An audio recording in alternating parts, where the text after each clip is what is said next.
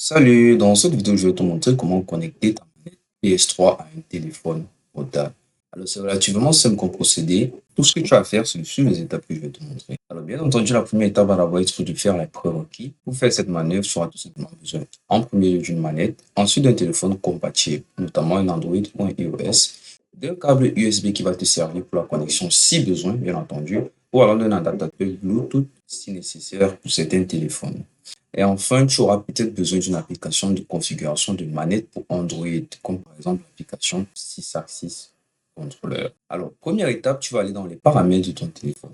Ensuite, à la deuxième étape, tu vas tout simplement activer le. Et enfin, tu vas vérifier que le téléphone est bel et bien en mode découvert afin qu'il puisse capter les objets Bluetooth qui sont aux alentours de lui. Comme tu peux le voir ici, il y a une petite illustration pour les téléphones Android. Tu verras qu'il y a un objet bouton Bluetooth et ensuite tu peux aller directement dans les paramètres du Bluetooth et ainsi activer et commencer à voir les devices ou alors les appareils qui sont disponibles via Bluetooth.